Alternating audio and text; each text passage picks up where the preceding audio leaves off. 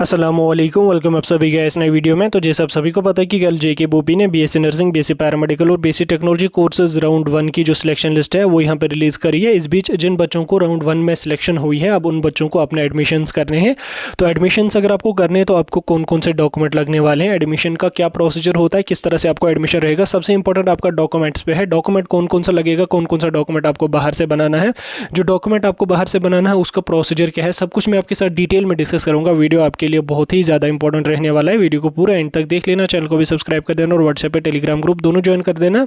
Link दोनों की आपको डिस्क्रिप्शन में मिल जाएगी। तो चलिए वीडियो को शुरू कर ले। तो देख लेते हैं यहाँ पे बीएससी नर्सिंग, बीएससी पैरामेडिकल और बीएससी टेक्नोलॉजी कोर्सेज के एडमिशन प्रोसेस के बारे में। तो देखिए, अगर आपको राउंड 1 में सिलेक्शन हुई है, अगर आपको कॉलेज पसंद है तो आप तो एडमिशन करेंगे ही करेंगे। लेकिन अगर आपको कॉलेज और कोर्स पसंद नहीं है तो भी आपको एडमिशन करना है, क्योंकि अगर फिर दूसरा राउंड काउंसलिंग का हो जाता है तो आप उस टाइम जो है वो अपग्रेड के लिए अप्लाई करेंगे, दोबारा से काउंसलिंग में पार्टिसिपेट करेंगे। तो अगर आप फिर नेक्स्ट कॉलेज के कट ऑफ में आ जाओगे, जिस कॉलेज में आपको जाना होगा वो जब आप चॉइस फिलिंग में अपनी रखेंगे, तो अगर आपको नया कॉलेज अलॉट हो गया, पुराने कॉलेज से आपको डॉक्यूमेंट्स और उसके अलावा फ़ी भी वापस कर दी जाएगी, तो आपका जो कॉलेज होगा वो अपग्रेड हो जाएगा। लेकिन अगर आप पहले राउंड में अलॉट किए गए कॉलेज में एडमिशन नहीं करते हो तो दूसरे राउंड के लिए आप लोग एलिजिबल नहीं रहोगे। ठीक, तो इस बात को अपने दिमाग में बैठा के रख लेना। बहरहाल अब जिन बच्चों की सिलेक्शन हुई है वो तो एडमिशन करेंगे। एडमिशन के लिए आपका आज से यानी कि 31 अगस्त से लेके 5 सितंबर तक आपको अपना एडमिशन करना है। यानी कि टोटल आपको 6 दिन का यहाँ पे टाइम दिया गया है एडमिशन के लिए। हालांकि पहले लगभग 10 दिन का टाइम दिया जाता था, लेकिन अब की बार इन्होंने सिर्फ 6 दिन का टाइम दिया है। मे भी इनको दूसरा राउंड काउंसलिंग का जल्दी करना होगा। तो बहरहाल जो भी होगा वो आगे चल के आपको पता चलेगा। अब आपको क्या काम कर लेना, पहले जो आपको कॉलेज अलॉट हुआ है, आज तो आई थिंक संडे है, संडे के दिन तो ऑफ होगा, संडे ये शायद आज, तो कल मंडे होगा। तो कल आप लोग जो है अपने कॉलेज में रिपोर्ट करेंगे, वहाँ पे जाएंगे। और उसके अलावा आपके जो कॉलेज वाले होंगे, जो भी आपकी कॉलेज है, चाहे कोई जीएमसी या कोई प्राइवेट कॉलेज, आप उसकी वेबसाइट पर विजिट करोगे, वहाँ पर एक लिस्ट आ जाएगी डॉक्यूमेंट्स की। ठीक, वो तो आप लोग देखोगे ही देखोगे, लेकिन मैं भी आपको थोड़ा सा रफली डॉक्यूमेंट्स के बारे में बता के रख लूँगा। तो देखो, डॉक्यूमेंट्स में आपको सबसे पहले आपका एक फाइल कवर लगेगा, जो कि आपको पता है कि डॉक्यूमेंट आप जिसमें डालोगे वो तो लगेगा ही लगेगा। उसके बाद डीओबी यानी कि डेट ऑफ बर्थ जो 10th की होती है वो आपको ओरिजिनल में भी लगेगी, और 2 से 3 कॉपी इनकी आपको जेरोक्स भी करनी पड़ेगी। डीओबी अगर आपके पास नहीं है तो आप 10th का मार्क्स कार्ड भी यूज़ कर सकते हैं। वैसे आपके पास डीओबी होनी चाहिए, और होगी भी, जिसको डिप्लोमा कहते हैं, डेट ऑफ बर्थ कहते हैं, डिग्री सर्टिफिकेट कहते हैं, जो भी कहोगे वो होती है मार्क शीट की जैसी ग्रीन कलर की होती है, वो आपको लगेगी। उसके बाद 12th का मार्क्स कार्ड आपका ओरिजिनल में लगेगा। ठीक, उसके बाद उसका 2-3 कॉपी जेरोक्स भी लगेंगे आपको। डोमिसाइल सर्टिफिकेट आपकी ओरिजिनल भी लगेगी, 2-3 कॉपी उसकी जेरोक्स भी लगेगी।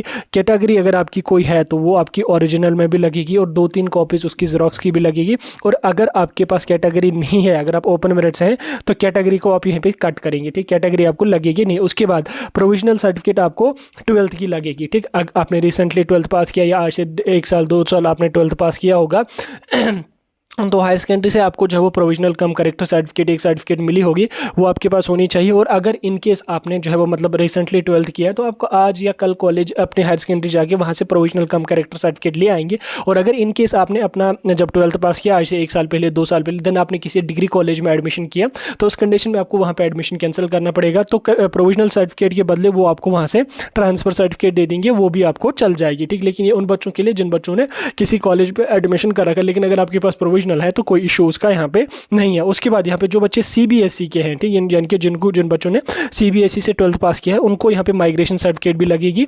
अगर आपने जेके बोर्ड से किया है तो माइग्रेशन सर्टिफिकेट आपको नहीं लगने वाली है। उसके बाद डिस्चार्ज सर्टिफिकेट आपको लगेगी। डिस्चार्ज सर्टिफिकेट जो मतलब वही हो गया जो आपका प्रोविजनल सर्टिफिकेट होती है, उसी को डिस्चार्ज भी कहा जाता है। ठीक, वो एक ही सर्टिफिकेट होती है, प्रोविजनल का कम कैरेक्टर सर्टिफिकेट होती है, वही डिस्चार्ज सर्टिफिकेट में भी आती है, वो प्रोविजनल में भी आपकी आती है। तो घबराने की कोई ज़रूरत यहाँ पे आपको नहीं है। उसके बाद इनकम सर्टिफिकेट आपको हर जगह नहीं मांगी जाएगी, इसको आप यहाँ पे कट कर लो। इनकम सर्टिफिकेट आपको नहीं मांगी जाती है, ठीक, इसको आप यहाँ पे कट कर लो। मे भी अगर किसी जीएमसी ने आपको मांगा, जैसे जीएमसी राजौरी, कठुआ वगैरह मांगते हैं इनकम सर्टिफिकेट, तो उसमें आपको घबराना नहीं है। एक ही दिन में आप इनकम सर्टिफिकेट तो बना नहीं पाओगे, तो उस कंडीशन में वो आपको जो है वो फिर टाइम देते हैं कि एडमिशन के बाद 10 दिन तक आप इनकम सर्टिफिकेट ले आना। ठीक, वैसे सारे कश्मीर के जीएमसी तो इनकम सर्टिफिकेट नहीं मांगते हैं, जीएमसी राजौरी वगैरह जो है इनकम सर्टिफिकेट मांगते हैं कभी कभी, लेकिन मैंडेटरी यहाँ पे नहीं होगा। हाँ, अगर इन केस उन्होंने मांगा भी तो आपको फिर मतलब एडमिशन के बाद भी आप उसको वो सबमिट कर सकते हैं, कोई इशू उसका यहाँ पे नहीं है। उसके बाद यहाँ पे आप आ जाओ नीचे आने के बाद यहाँ पे अगर आपने प्राइवेट में पास किया तो आपको जो है करेक्टर सर्टिफिकेट भी लगेगी, पुलिस स्टेशन वाली।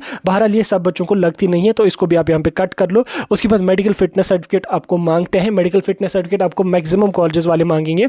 मेडिकल फिटनेस सर्टिफिकेट कहाँ से बनेगी आपको? ये बनेगी आपको जो हॉस्पिटल नियरेस्ट आपका होगा, जो भी आपका मेडिकल कॉलेज या हॉस्पिटल आपका नियरेस्ट होगा, आप वहाँ पे जाएंगे, जो डॉक्टर होंगे वहाँ पे, तो वो आपको जो है मेडिकल फिटनेस सर्टिफिकेट एक बना के देते हैं। आप ऑनलाइन वाले के पास जाएंगे, वो आपको मेडिकल फिटनेस सर्टिफिकेट का एक जो है वो मतलब प्रीव्यू करके एक दे देगा, फॉर्मेट जिसको हम कहेंगे, वो दे देगा एक पेज का। तो आप उसको फिल करके वहाँ पे ले जाएंगे, वहाँ पे साइन करवा के लाएंगे, तो बन गई आपको मेडिकल फिटनेस सर्टिफिकेट। ये भी आपको सारे जीएमसीज वाले नहीं मांगते हैं, ये आपको कुछ ही जीएमसी वाले मेडिकल फिटनेस सर्टिफिकेट मांगते हैं, लेकिन मांगेंगे तो मैक्सिमम ही, तो आप बना लेंगे 5 से 10 मिनट में, कोई उतना टाइम इसमें लगता नहीं है। उसके बाद सबसे इंपॉर्टेंट आपका यहाँ से काम शुरू हो जाता है, ठीक। ये डॉक्यूमेंट तो सारे आपके पास है। अब आपको क्या काम करना पड़ेगा? एक एफिडेविट बनाना पड़ेगा एंटी रैगिंग का, ठीक। एंटी रैगिंग का आपको एक एफिडेविट बनाना पड़ेगा। अब एंटी रैगिंग का जो एफिडेविट है वो आप कहाँ से बनाएंगे? वो आपको बनेगा कोर्ट से, नियरेस्ट जो कोर्ट आपका होगा, आप वहाँ पे जाएंगे, जो एडवोकेट वहाँ पे होंगे, आप उनको बोलेंगे कि एंटी रैगिंग का एक एफिडेविट मुझे बनाना है एडमिशन्स के लिए। वो आपको बोलेंगे दिखाओ मुझे फॉर्मेट। तो फॉर्मेट आपको उनको कौन सा दिखाना है? वो फॉर्मेट आपको आपके जो कॉलेज वाले होंगे वो रिलीज़ करेंगे फॉर्मेट, ठीक। वो आज तो संडे है वैसे, तो भी आप अपनी कॉलेज की वेबसाइट पे चेक करना, वहाँ पे आ जाएगी लिस्ट कॉलेजेस की, और उसी लिस्ट में जो है एंटी रैगिंग फॉर्मेट वगैरह जो भी होंगे एफिडेविट के, उनके फॉर्मेट भी वहाँ पे होंगे, ठीक है। आप वहाँ से ले सकते हैं। तो वो आपको अगर आज नहीं आई है तो कल तक आ ही जाएगी, नहीं तो आप खुद भी उनको बोलेंगे कि बना लो आप ऐसे ही एंटी रैगिंग के सर्टिफिकेट मुझे एडमिशन्स के लिए, वो बना के देंगे। लेकिन कॉलेज वाले जो है वो उसका बाज़ाब्ता फॉर्मेट जारी करते हैं, तो उसी फॉर्मेट में आप लोग यहाँ पे बनाना। इसको बनाने के लिए आप लोगों को आधा घंटा लग जाएगा। 150 रुपीज़ वो लेते हैं, या ज़्यादा से ज़्यादा वो 200 रुपये लेंगे इस एफिडेविट, वैसे 200 भी नहीं, 150 के अराउंड वो लेंगे आपको इस एफिडेविट को बनाने के लिए। तो आप उनको 150 देंगे, वो आपका एंटी रैगिंग का एफिडेविट 5 से 10 मिनट में बना के देंगे। उनको बस टाइप ही करना होता है वो, और प्रिंट निकाला, उस पर जो है टिकट वगैरह 2-4 लगते हैं, 10-10 रुपये के, 5-5 रुपये की टिकट एक आती है, वो उन पर लगेगी, तो वो साइन वगैरह अटेस्ट करके आपको दे देंगे, बन गया आपका एंटी रैगिंग का एफिडेविट। उसके बाद यहाँ पे नेक्स्ट एफिडेविट आपका बनेगा रूल्स एंड रेगुलेशंस का। रूल्स एंड रेगुलेशंस का एफिडेविट भी आपको बनाना है। सभी जीएमसीज में, सभी कॉलेजेस में आपको रूल्स एंड रेगुलेशंस का और एंटी रैगिंग का एफिडेविट बनेगा ही बनेगा, ये आपको मैंडेटरी है सारी जीएमसीज में, ठीक। रूल्स एंड रेगुलेशंस के एफिडेविट का भी फॉर्मेट जो होगा वो कॉलेज वाले आप अपना निकालते हैं, आपको उसी फॉर्मेट में अपना जो है वो रूल्स एंड रेगुलेशंस का बनाना पड़ेगा। रूल्स एंड रेगुलेशंस वाला जो एफिडेविट आपका होता है, आप याद रखना, उसमें यह भी मेंशन होता है कि मैंने एडमिशन इस कॉलेज में किया और मैं बराबर 4 साल के लिए ये कोर्स कंप्लीट करूंगा, मैं बीच में इस कोर्स को छोड़ के नहीं जाऊंगा, और अगर इन केस मैंने कोर्स छोड़ा तो मैं इतनी पेनल्टी इसमें दे दूंगा, 40,000, 50,000, 1 लाख, 2 लाख, जो भी कॉलेज वालों ने लिखी होगी वो आपको लिखना पड़ेगा। और याद रखना, फिर अगर आप आगे चल के एडमिशन कैंसिल कर रहे हो खुद से, तो फिर आपको जो है वो पेनल्टी भी लगती उसमें है, ठीक। वो सारा कुछ आपको जो है एफिडेविट बाज़ाब्ता बना के देना पड़ेगा। वैसे प्राइवेट कॉलेज, सारे प्राइवेट कॉलेज तो एफिडेविट नहीं मांगते हैं, मैक्सिमम प्राइवेट कॉलेज एफिडेविट मांगते हैं, और गवर्नमेंट कॉलेज तो सारे आपको एफिडेविट मांगेंगे ही मांगेंगे। उसके अलावा यहाँ पे गैप सर्टिफिकेट आपको बनानी पड़ेगी। अब गैप सर्टिफिकेट में आपके यहाँ पे बहुत डाउट्स होते हैं कि गैप सर्टिफिकेट किस किस बच्चे को बनानी है। तो देखिए, गैप सर्टिफिकेट जो होती है उन बच्चों को बनानी है जिन्होंने 12th के बाद 1 साल, 2 साल, 3 साल, 4 साल का ड्रॉप लिया, उन 1 साल, 2 साल, 3 साल, 4 साल में कहीं पे भी एडमिशन नहीं किया, तो उन बच्चों को गैप सर्टिफिकेट बनानी पड़ती है। यानी कि अगर आपने 12th किया, उसके बाद आपने 1 साल या 2 साल या 3 साल या 4 साल का गैप लिया बीच में, आपने फिर नीट की तैयारी करी, कोई कुछ अदर काम किया, किसी कॉलेज में एडमिशन नहीं किया, तो उस कंडीशन में आपको गैप सर्टिफिकेट बनेगा। लेकिन अगर आपने 12th पास किया, उसके बाद आपने 1-2 साल किसी कॉलेज में एडमिशन रखा, तो आपको गैप सर्टिफिकेट नहीं बनानी है। याद रखना, अगर आपने ड्रॉप लिए हैं 2 साल, 3 साल, 1 साल, एडमिशन नहीं किया है उस टाइम कहीं पे, तो गैप सर्टिफिकेट लगेगी। अदरवाइज गैप सर्टिफिकेट आप लोगों को जो है वो नहीं यहाँ पे लगेगी। गैप सर्टिफिकेट का जो फॉर्मेट होता है वो भी कॉलेज वाले जारी करेंगे, या गैप सर्टिफिकेट का फॉर्मेट आप लोगों को जो है वो कोर्ट वाले खुद से भी बना के देंगे। इसमें जस्ट ऐसा होता है कि मैंने 12th इस साल पास किया, देन उसके बाद इस साल से इस साल तक 2 साल आते हैं या 3 साल आते हैं, इन 2 सालों में मैंने किसी भी कॉलेज, किसी भी यूनिवर्सिटी में एडमिशन नहीं किया, मैं घर पे था या जो कुछ भी कर रहा था, मैंने किसी कॉलेज में एडमिशन नहीं किया। तो ये सारा कुछ आपको उसमें 4-5 लाइनें मेंशन करनी होती है, वो बन गई आपकी गैप सर्टिफिकेट। लेकिन अगर आपने रिसेंटली 12th किया तो गैप सर्टिफिकेट नहीं लगेगी। अगर आपने 12th पास 1 साल, 2 साल, 3 साल पहले किया है, फिर कहीं पर एडमिशन रखा, तो भी गैप सर्टिफिकेट आपको नहीं लगेगी। उसके बाद आपको जो है वो पासपोर्ट साइज फोटोग्राफ 2 काफ़ी लगेंगे, कुछ कॉलेज वाले 10 से 15 कॉपीज़ भी पासपोर्ट साइज फोटोग्राफ लगेंगे, वो आपको मांगेंगे। उसके बाद आपको डिमांड ड्राफ्ट एक लगेगा, यानी कि फ़ी का रिसिप्ट एक आपको लगेगा। गवर्नमेंट कॉलेज में 9 से 10,000 तक बीएससी की फ़ी होती है। प्राइवेट कॉलेज में जितनी फ़ी होगी आपको उसका ड्राफ्ट एक बनाना पड़ेगा। कॉलेज के अकाउंट में आपने पे करी, उसका आपका एक रिसिप्ट बनता है, वो आपको यहाँ पे लगेगा।